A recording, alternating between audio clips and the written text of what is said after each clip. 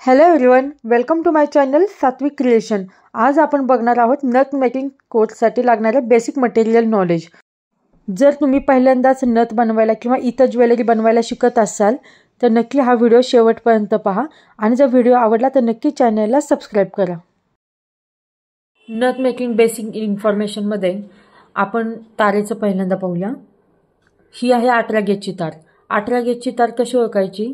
जाडीला सर्वात जास्त असते, पाहू शकता तुम्ही। ही आपण प्रेस नथसाठी शक्यतो वापरतो किंवा चॉकर, जर वेगवेगळी जशी ज्वेलरी टाइप असते तशी 18 गेजची तार यूज केली जाते। त्याचबरोबर ही आहे 20 गेजची तार। 20 गेजच्या तारेचं थोडी 18 गेजपेक्षा कमी जाड, ही सुद्धा प्रेस नथ किंवा चॉकरसाठी आपण यूज करू शकतो किंवा इतर ज्वेलरीसाठी। त्याचबरोबर ही आहे 24 गेजची तार, पाहू शकता तुम्ही। 20 पेक्षा आणखी बारीक। याच्यामधून आपण तारेची जी नाकातून छद्रातून आपण जी नथ घालतो त्यासाठी ही तार शक्यतो यूज केली जाते। आणि ही आहे 28 गेजची तार, ही अजूनच बारीक असते। आणि ही जी तार आहे ही 30 गेजची तारही म्हणू शकतो किंवा 0.3 mm ची तार, म्हणजे कुठलीही ज्वेलरी व्रॅप करण्यासाठी ही तार यूज केली जाते। आता इथे पाहू शकता हे जे आहेत हे 5 mm चे मोती आहेत। हे सर्वात जाड मणी असतात, पाहू शकता। त्याचबरोबर हे आहेत 4 mm चे मोती राऊंड शेपचे आणि हे आहेत 3 mm चे। त्याचबरोबर हे आहेत गोल्डन बीड्स, हे आहेत 1 mm चे। शक्यतो नथ किंवा ज्वेलरी मेकिंग ऑलमोस्ट टाइम हे मणी यूज केले जातात। त्याचबरोबर बेसिक मटेरियलमध्ये सर्वात जास्त हे दोनचा यूज करावा लागतो, म्हणजे हे आहे कटर, कोणतीही तार वगैरे आपल्याला कट करण्यासाठी यूज होतो। त्याचबरोबर राऊंड नोज फ्लायर, म्हणजे एखाद्या तारेला लूप द्यायचा असेल किंवा एखादी तार खेचायची असेल तर त्यासाठी आपल्याला राऊंड नोज फ्लायरचा उपयोग होतो। फॉर एक्झाम्पल एखाद्या गोष्टीला आपल्याला लूप द्यायचा आहे, म्हणजे ही तारेला, तर आपण या पद्धतीने याचं अशा प्रकारे लूप देऊ शकतो किंवा तारा वाकवणे वगैरे या पद्धतीने असं।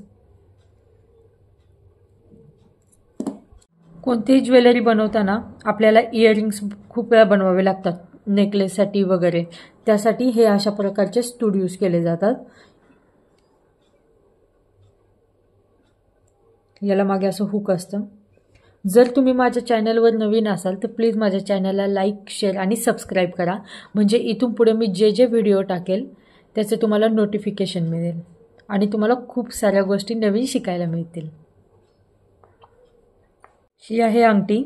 जर कोणतीही आपल्याला अंगठी बनवायची असेल तर हा असतो बेस, याच्यावरती आपण अंगठी पॅक करू शकतो।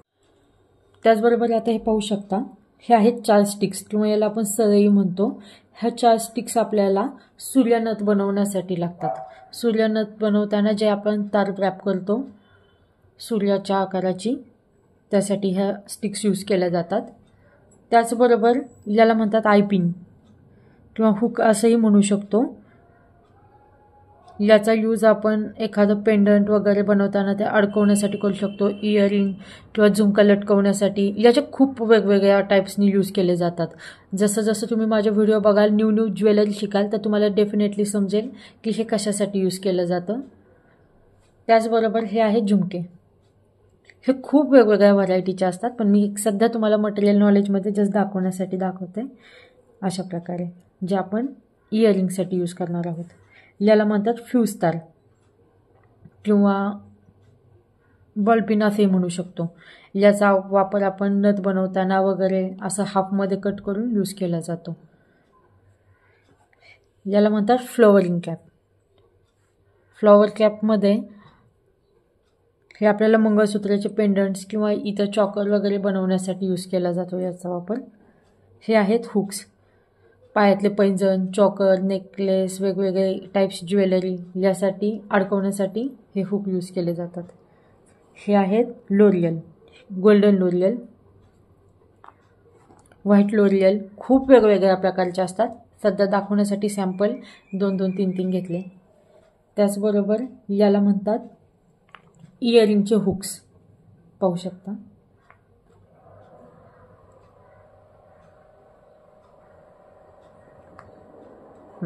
आता बघा.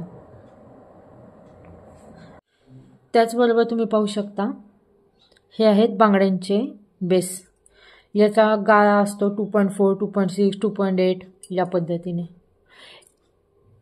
इथून आपण आपले फ्लॉवर किंवा वेगवेगळ्या प्रकारची डिझाईन यामधून टाकू शकतो. ठीक आहे. याला म्हणतात इनव्हिजिबल वायर. ह्याचा डिफरन्स बघा. आपली सपोज आता ही तार बघा आणि 0.3 mm बघा, आहे डिफरन्स. ही तार रॅपिंगसाठी यूज केली जाते आणि ही नेकलेस वगैरे वेगवेगळी ज्वेलरी बनवण्यासाठी इनव्हिजिबल नेकलेस या तारेवरती किंवा या वायरवरती बनवला जातो. त्याचबरोबर तुम्हाला मी सांगायचं विसरले, याला म्हणतात राऊंड नोज फ्लायर, म्हणजे फ्लॅट नोज फ्लायर. हे राऊंड नोज फ्लायर आणि हे आहे फ्लॅट नोज फ्लायर आणि हे आहे कटर. याचा यूज आपण सेम लूप देण्यासाठी, एखादी तार खेचण्यासाठी, बारीक बारीक तार ना याच्यामधून इझिली खेचली जाते. असं छोटंसं वर जर आलं तर याच्या साहाय्याने असं वर काढता येतं किंवा खूप सारे वापर. ज्यावेळेस तुम्ही ज्वेलरी बनवाल त्यावेळेस तुम्हाला नक्की हे सर्व लक्षात येईल. आणि याला म्हणतात लूपिंग. लूपिंग शक्यतो आपण हेअरपिन्स वगैरे बनवताना याचा यूज केला जातो. मीडियम, स्मॉल, लॉंग असे 3 प्रकारचे असतात. हे सध्या मी तुम्हाला स्मॉल साईज दाखवली आहे. कोणती लूपिंग बनवल्यावरती आपण इथे फ्लॉवर अटॅच करतो किंवा चंद्र वगैरे वेगवेगळ्या प्रकारचे असतात. हे पाहू शकता. आता इथे बघा, हे आहेत खरबुजा मणी आणि हे आहेत साधे मणी. तुम्ही पाहू शकता डिफरन्स.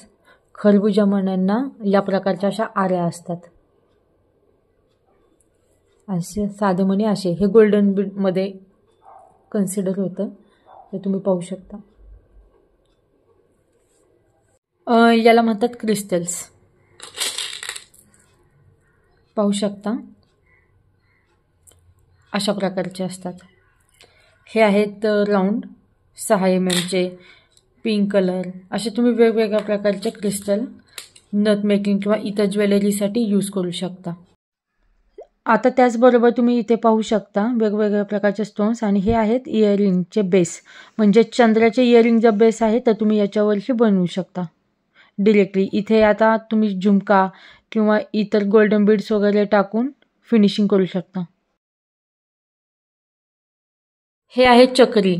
चक्रीचा उपयोग शक्यतो पेंडंट वगैरे किंवा फॅन्सी नथ बनवण्यासाठी वगैरे याचा वापर होतो. पाहू शकता अशा पद्धतीचे चक्री मिळतात. हे आहेत लोरियल. हे लमकोळे असतात, पाहू शकता वेगळ्या प्रकारचे आहेत. याचा उपयोग शक्यतो तुम्ही जर एखादा नेकलेस किंवा काय बनवलं तर त्यामध्ये फिनिशिंगसाठी हे लोरियल यूज करू शकता. तर आता इथून पुढे तुम्ही पाहू शकता की मी जे ज्वेलरी बनवले आहेत या मटेरियलपासून या प्रकारे तुम्ही इझी पद्धतीने घरी बनवू शकता. आता इथून पुढे मी आणखी नवीन तुम्हाला ज्वेलरी दाखवणार आहे.